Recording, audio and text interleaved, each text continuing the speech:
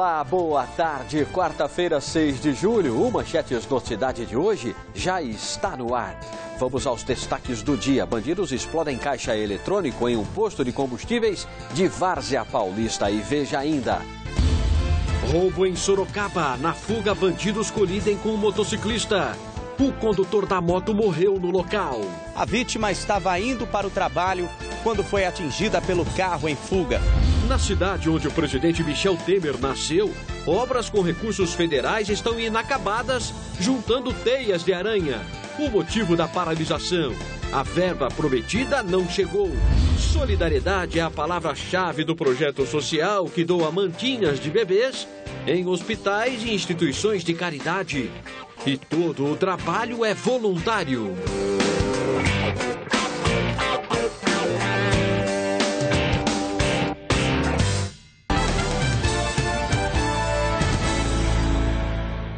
Um posto de combustíveis foi assaltado na madrugada desta quarta-feira na Vila Cristo, em Várzea Paulista.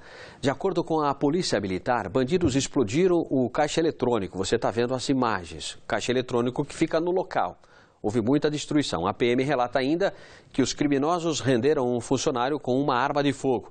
A quantia em dinheiro levada não foi divulgada. Ninguém foi preso. A Polícia Civil da cidade investiga o caso. E nesta manhã, em Sorocaba, um roubo acabou com a morte de um motociclista.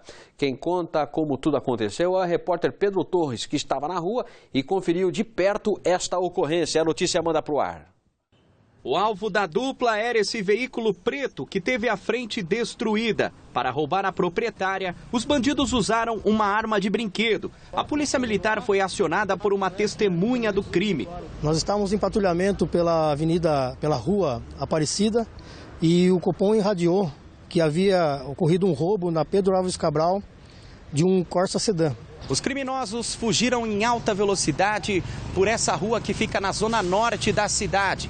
Quando fizeram a conversão para entrar na rua Nicolau Perrella, colidiram de frente com um motociclista que morreu no local. No acidente, o veículo ainda atingiu o muro de uma residência que fica na mesma rua. A vítima, que estava com a mochila do trabalho, era um homem de 37 anos. Poucos minutos depois, na mesma região, policiais militares prenderam os assaltantes. Eles não ofereceram resistência, porém estavam correndo, né? Já de imediato foram detidos quando eles viraram a rua próximo e daí entramos em contato com a proprietária e a proprietária reconheceu eles tanto pelo RG, depois como na delegacia também reconheceram como praticantes do roubo. A dupla foi encaminhada ao plantão norte da cidade, entre eles um homem de 52 anos e um menor de 16. Situação incrível mesmo, hein? E uma onda de furtos tem deixado moradores de um bairro em Sorocaba preocupados. Para se ter uma ideia, uma residência já foi alvo dos criminosos várias vezes. A reportagem é de J. Abreu. A cerca elétrica no telhado foi colocada após essa casa ser alvo de furto por 6 vezes. Isso mesmo, 6 vezes. Dona Lourdes lembra de todas. Primeira vez eles levaram televisão, levaram aspirador de pó, secador de cabelo. Todas essas coisas que dava para carregar na mão eles levaram.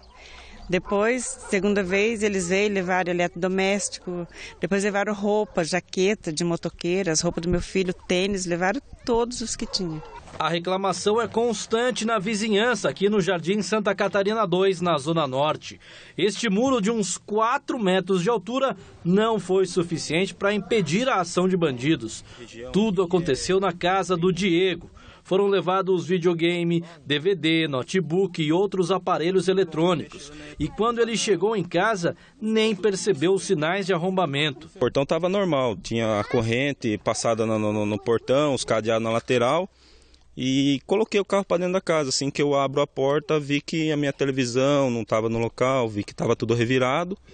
Queria entender o porquê como que tinha entrado na residência. Aí voltei para fora da minha residência, olhei e Analisei assim, dei aquela olhada e vi que eles subiram pelo telhado. Em outra ocasião, o motorista flagrou bandidos agindo na casa desse casal de vizinhos. O vizinho já ligou pra gente, avisando que estavam dentro de casa, a gente já veio aqui. Quando chegou, estava o portão aberto, aí a nossa TV estava quebrada, né? Os vizinhos que pegaram do chão da calçada e colocaram para dentro. E estava assim, todas as nossas coisas já no sofá, tudo arrumado. E eles entraram pela janela. Para o Marcelo, o susto foi ainda maior. Ele estava em casa com a família quando o alarme disparou e encontrou um estranho em plena cozinha. Ele ficou assustado porque achou que não tinha ninguém, né? E como a cerca disparou e ele percebeu que a frente da minha casa estava cheia de gente para querer pegar ele também, aí que ele não queria sair, né? Conforme o relato dos moradores, os ladrões seriam jovens e os fatos ocorrem em horários dos mais variados. Todo mundo que sofreu com isso registrou o boletim de ocorrência. Está tudo já na delegacia, tudo registrado, já sabem que aqui está um alto índice de roubo e a gente não sabe, a gente precisa mais de ronda ostensiva aqui na região. Os vizinhos reclamam que essa área verde não tem manutenção frequente e nem boa iluminação. Para eles, é esconderijo de gente mal intencionada e um dos principais motivos de insegurança. Dá visão para todo mundo ver a nossa casa aqui. É muito escura a frente aqui e como não tem casas na frente, a rua é muito assim, deserta. Tem uma mata bem bonita ali, mas realmente deve ficar muito escuro à noite. Sobre a reclamação de lâmpadas queimadas ou deficiência na iluminação pública, a Secretaria de Serviços Públicos de Sorocaba informa que não consta nos canais de atendimento ao cidadão reclamação sobre esses problemas desta rua. Uma equipe vai ser enviada ao local para vistoria e revisão dos pontos de iluminação. Os moradores que identificarem problemas com lâmpadas queimadas ou avaria nos pontos de iluminação pública podem comunicar à Prefeitura pelo site www.sorocaba.sp.gov.br/iluminação ou pelo telefone 156. Ainda sobre os furtos do Jardim Catarina 2, o repórter J. Abreu, que fez a reportagem, à noite conversou com o comando da Polícia Militar. Vamos ver a posição da PM. Quem vai conversar conosco é o capitão Rodrigo Pesato, que é comandante da 2ª Companhia, que cobre lá a área do Santa Catarina 2. Capitão, o que a Polícia Militar tem de dados em relação a esse local, esse bairro de Sorocaba? Bem, pelos dados oficiais disponíveis, foram 4 furtos nos últimos 6 meses. Alguns do último mês ainda pode ser consolidado, ainda pode entrar na estatística que não foi consolidado ainda, mas não são dados alarmantes. Também não foi verificado nenhum crime violento nesse bairro. Agora, o que pode mostrar por que há essa diferença de dados da polícia em relação às reclamações dos moradores? Pode ter ocorrido uma ausência de registro, o que é importante para a gente direcionar o policiamento. Hoje, nós, na área da Zona Norte, são presos e conduzidos para a delegacia, em média 40 indivíduos por mês. Então, um trabalho árduo que a polícia faz diariamente e a comunidade é convidada para vir no quartel da 2ª Companhia para passar os dados, mesmo que de maneira informal, que não tenha registros, para a gente possa pegar todo esse esforço feito na região e direcioná-lo da melhor maneira possível. Então esse espaço da 2ª Companhia está aberto para essa comunidade procurar uma ajuda, uma orientação até mais adequada? A ideia realmente é essa. Se os dados oficiais não condizem com a realidade, que as pessoas tragam, a gente também tentaríamos fazer contato com alguma dessas vítimas, para que eles possam passar a situação real que eles estão vivendo e nós podemos direcionar um plano de segurança para aquela região de maneira mais efetiva. Ok, obrigado pelas informações, capitão. Importante também ressaltar a importância de o cidadão registrar o boletim de ocorrência, até aquele pela internet. Tem 5 dias para depois confirmar os dados na delegacia e em qualquer momento de emergência acionar o 190 da Polícia Militar. Muito bem, está aí a informação da Polícia Militar, que está disposta a trabalhar, claro, como sempre esteve. E a seguir, na cidade onde o presidente Michel Temer nasceu, obras federais estão paradas por falta de verba. Confira daqui a pouco no Manchetes Noticidade.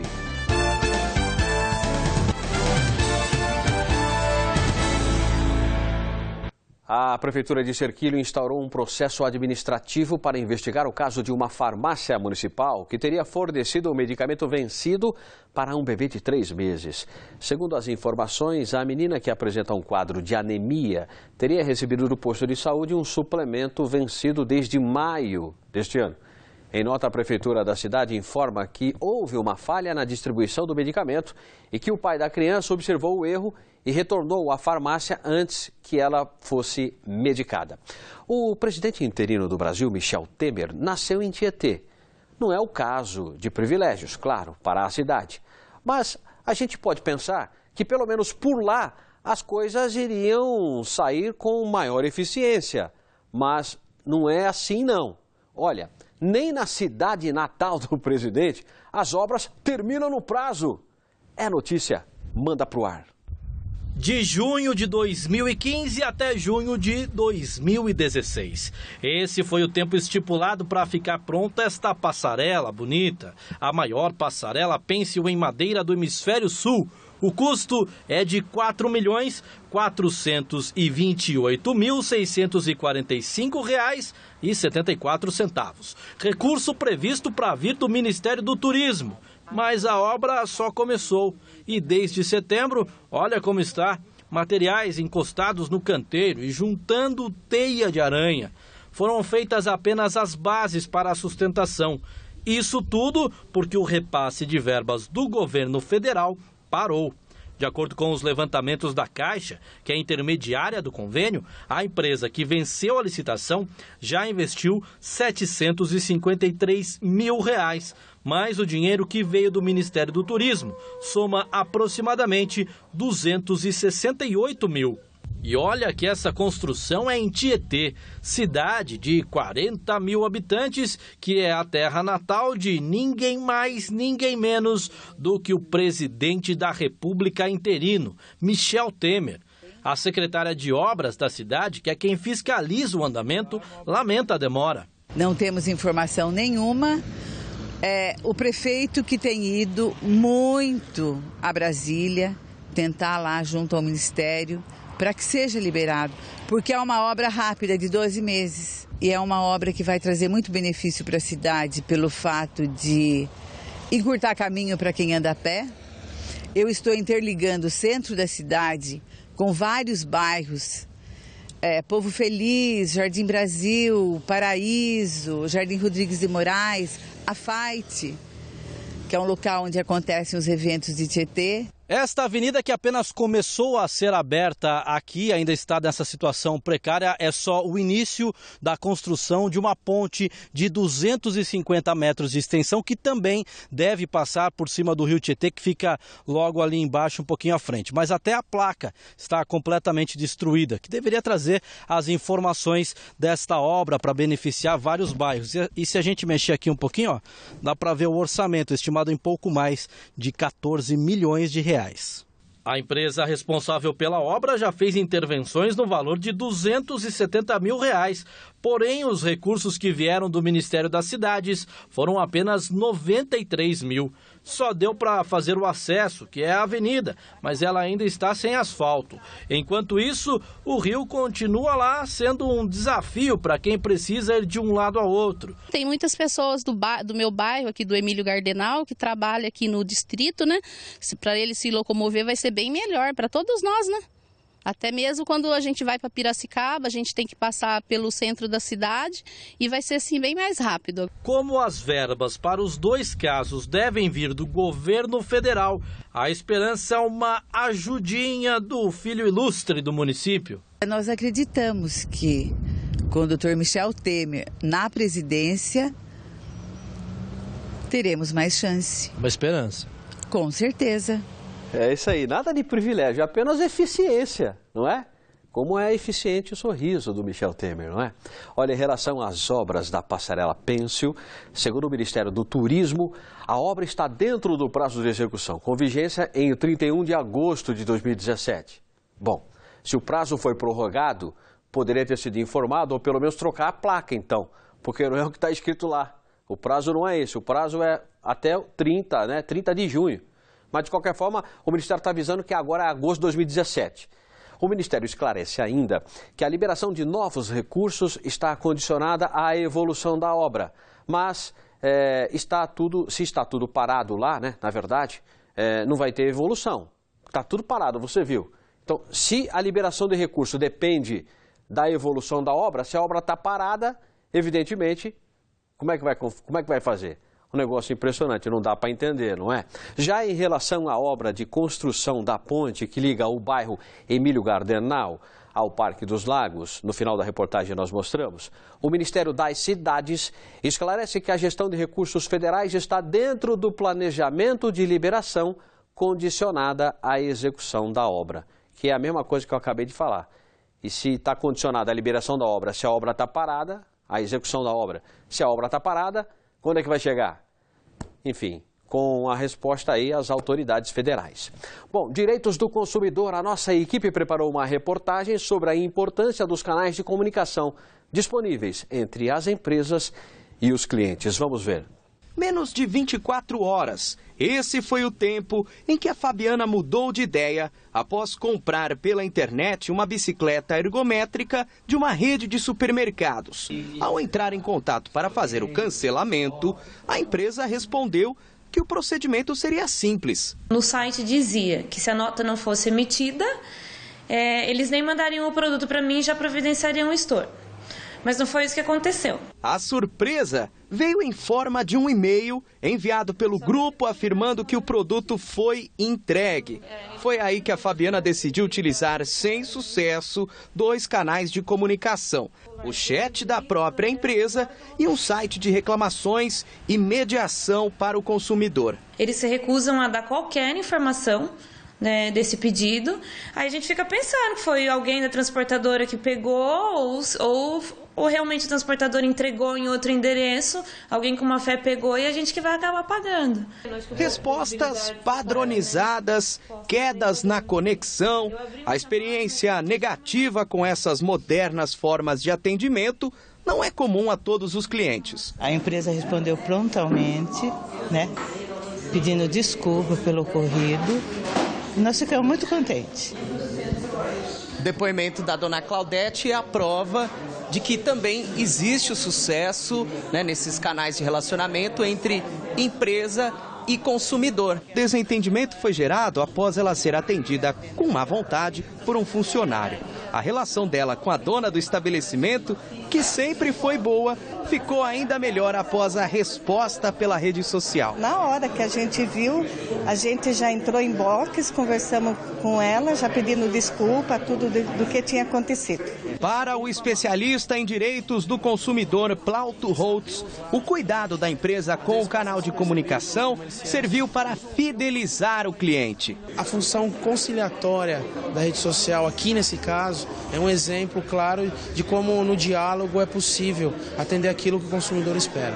O advogado alerta para alguns cuidados na hora de o consumidor partir para essa ferramenta. Evitar posts ofensivos ou posts pessoais, né, contra o gestor da empresa. Então, assim, tem que ter a coerência para poder reclamar. É isso aí, Plauto. Olha, a seguir, programa de férias para a criançada. Agora ao vivo, alô Pedro Torres. Alô Barazal, é uma excelente oportunidade para a criançada ficar próxima, olha só. As maravilhas naturais da cidade são os cursos de férias nos parques municipais de Sorocaba. Informações daqui a pouquinho. Manchetes Noticidade volta já.